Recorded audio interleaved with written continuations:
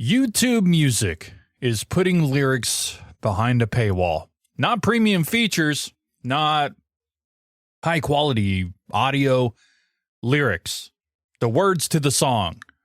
And if you want to know what insidification looks like in real time, this is it.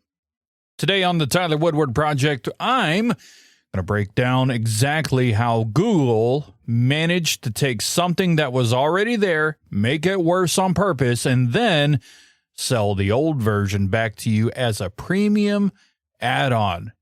And we're also going to talk about the people this hurts the most, because this isn't about being annoyed, it's about access.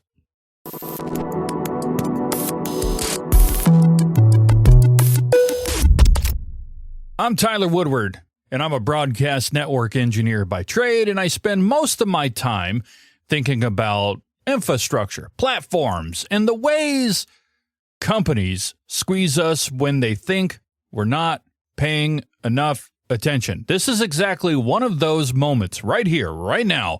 Here's what's happening. YouTube Music is limiting how many times free users can view full lyrics each month. After you hit that cap, which some reports say is around 5 lyrics views or so, the rest of the words get blurred behind a prompt that says, unlock lyrics with premium. That's the feature. That's the product choice. And I want to walk you through why this pisses me off so much and why, well, it should probably piss a lot more people off. Let me paint the picture. You're using YouTube Music for free. You click on a song and you tap over the lyrics. You see the words. You're following along. And then maybe halfway through the second or third song, you hit a counter that says you have 3 views remaining. Then 2. Then 1. Then nothing. Just a blur in a upsell. That is a manufactured problem. Google didn't add lyrics to YouTube Music because they love access or transparency. They added lyrics because every other music platform has them. And when a free user can see the words, they feel like they're getting something real, you know? They feel like the app is actually useful. Now, Google's reversing that calculation. They're saying this thing that already worked, this thing you've already been using for all this time, we're going to break it on purpose to make you pay for it. This is the exact playbook of insidification. And it's so textbook, it's almost funny. You have a product that works, you make it worse. You make the old version available again, but now it costs money. And you're banking on the fact that your users are trapped enough that they'll pay rather than switch to a competitor. Now, I know what someone's going to say. But Tyler, lyrics involve licensing. Lyric find has to be paid. This costs money. And sure, yeah. I don't think Google is running the lyrics feature on hopes and prayers. But, here's the thing. If YouTube Music actually needed to monetize lyrics to stay profitable, there are ways to do that don't involve making a basic comprehension feature require a subscription. You could charge for, I don't know, karaoke-style. Apple does that. Sync to lyrics that bounce along with the music or something. I don't know. You could charge for offline lyrics packs. You could charge for translations into other languages. You could charge for lyrics history or sharing or annotations. There's other options, but they didn't pick any of those. They picked the thing that is the most basic. They picked the words themselves because the goal isn't to fund the service. No, the goal is to convert free users, and that's the money grab. They want you to become a subscriber. I get it, but also it's like, here's where this gets ugly, and I mean genuinely ugly. Not just customer service is annoying, kind of ugly like your cable company. No, harmful ugly. For deaf and hard of hearing listeners, lyrics are not a nice to have. Lyrics are how they access the song. They're not, quote unquote, extra content. They are the content. For a deaf person, for someone who's hard of hearing, lyrics are like captions on a movie. They're like subtitles, closed captioning.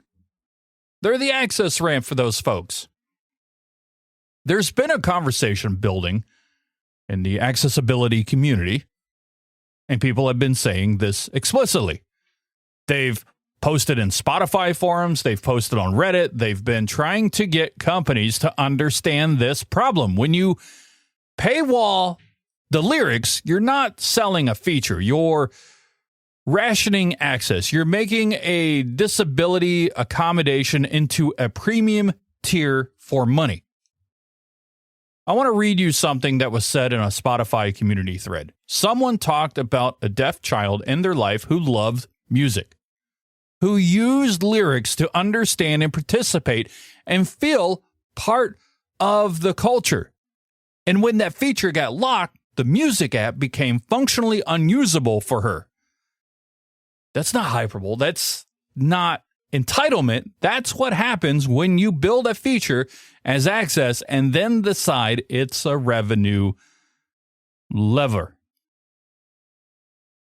YouTube Music is doing the exact same thing. They're saying, if you want to understand the song, if you want to read the words, if you want to participate in music the way hearing listeners do, that's going to cost you.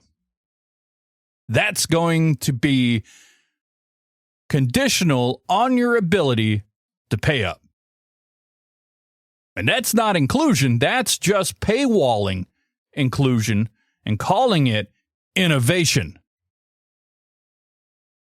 So what do we do? So what do we actually ask here? What's the next move?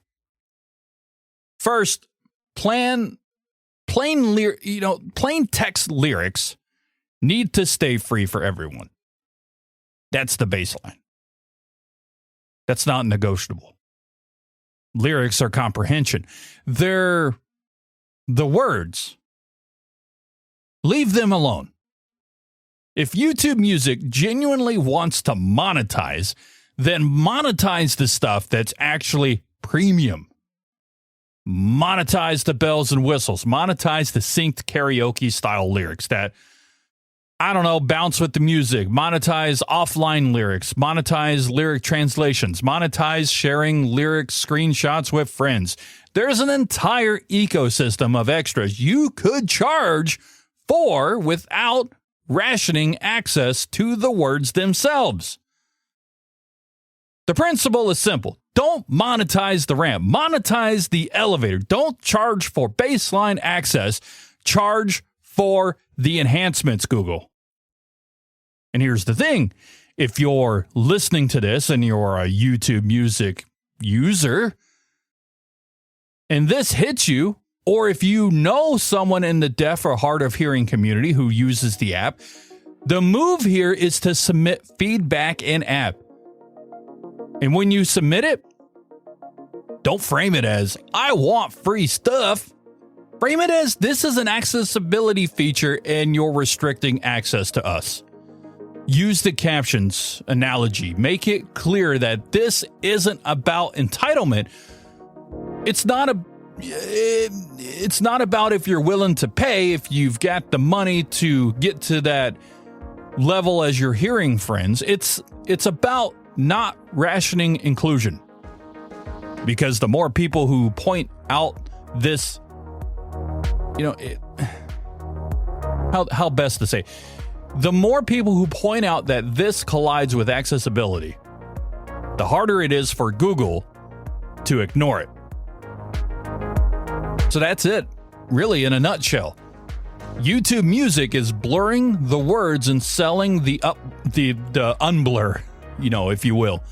They're taking something that already existed, making it worse on purpose, and selling relief as a premium option. And they picked a feature that overlaps with disability access, which means this isn't just annoying, it's straight up harmful. If you've ever wanted to see what insidification looks like on one screen, it's YouTube Music's little blur feature here. Leave app ratings, reviews. Give them the lowest star count and tell them exactly why.